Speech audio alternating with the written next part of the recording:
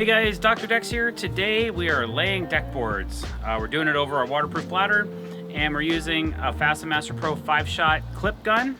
So if you like something you see today, don't forget to hit that subscribe button and that bell icon to be notified when we're putting out new content. It's all about just getting as much decking laid today as we possibly can. We're in a transition mode right now.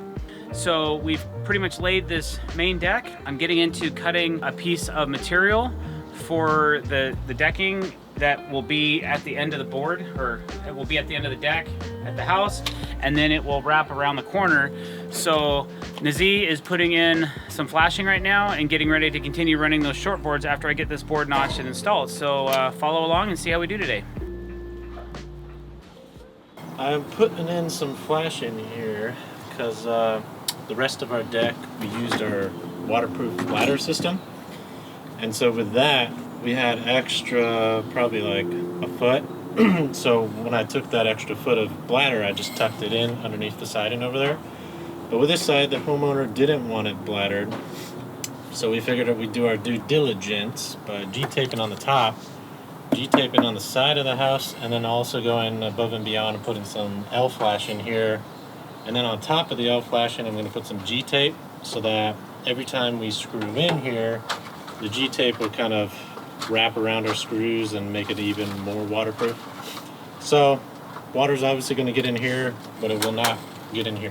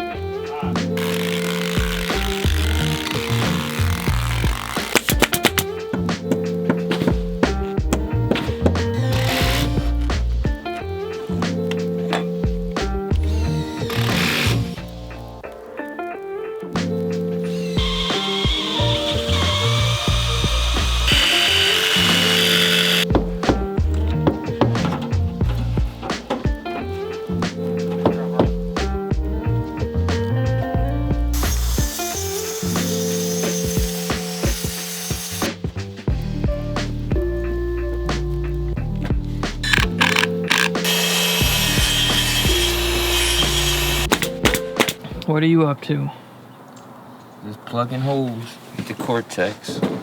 So the ones that we couldn't do the 5-shot clips, but we had to use the Cortex. And now we're just plugging the holes with the let's see if I have any more. They match the color, and then the grooves you just match it. The boards run this way, you want to run them this way. And then we just use a mallet, tap them down, good to go. All right, so a couple challenges we've had with this house in particular. The outside of this wall over here is what I pulled the outside of the deck from, and I had to commit to that line. So that wall and this wall are an inch out of parallel, which made it a real challenge. So what we did is we split the difference. We took this board here, that outside board, and we brought it in a 1/2 inch. And so we're still a 1/2 inch out. And I actually had to cut this board over here on a pie. The last board that goes into the house, I had to cut it a 1/2 inch out of parallel to fit, which is fine. The siding would have hit it, but I wanted to make sure that it hit everything. So that's good now. What's ironic is even though everything's out of parallel and a little out of square, when I took a measurement, we're within a 1/16 of the wall back here. And we're gonna finish on a full board, which is pretty rare as well. We might have a 1/4 inch gap, maybe a 1/2 inch gap at the end. So for what it's worth, I'm glad we ran the decking this way. I'm glad that we're installing it the way we are.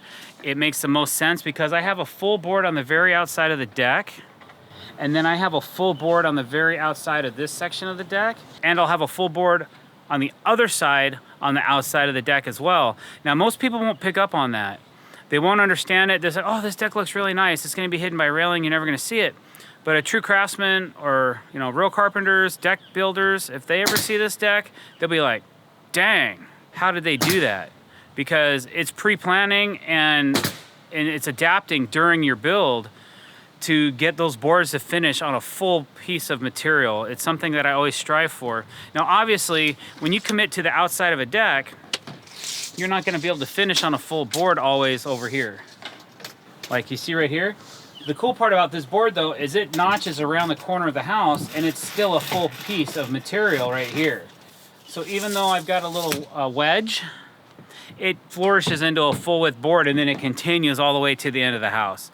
So instead of flipping the decking direction, we decided to run all the decking the same direction around the house, and it's just gonna be for a nice complete look.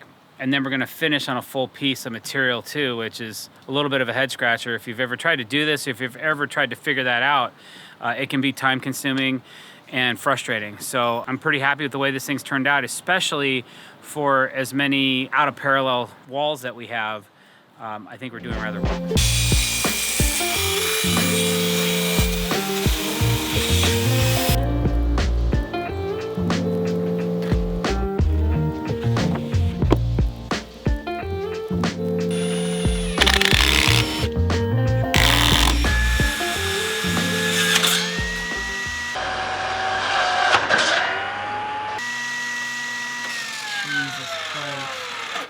Are you good? Yep. Ooh, wow, track the push stick. Oh, No, that was the push stick. not better than my fingers. What did you almost annihilate your hands for? Man, I was making this little strip of material to hold this corner piece on right here. And I try to make things as cool as I possibly can. I can only put one fastener in here.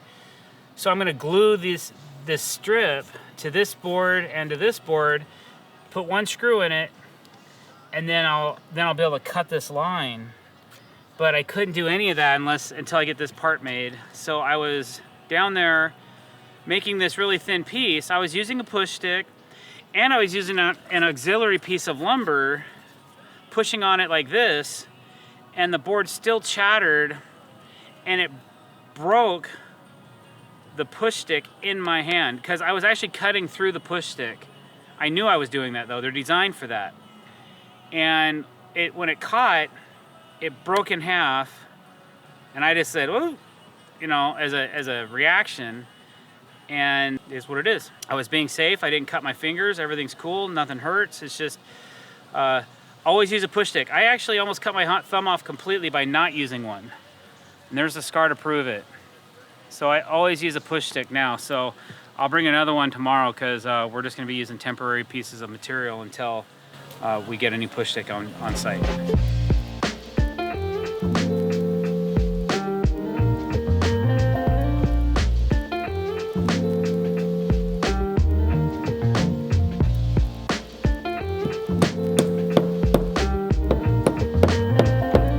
So that's a pretty good connection. I just glued this and I put one screw in it, and normally when you're trying to put a piece of, like a small pie piece, and you know you're gonna be cutting it,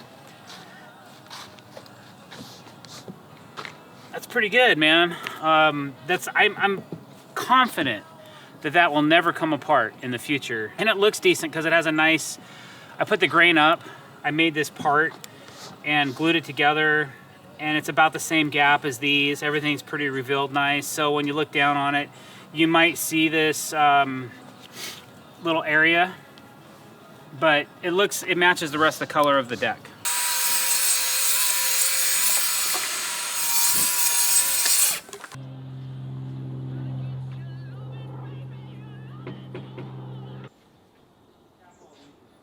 All right, guys, thanks for watching. I really appreciate it.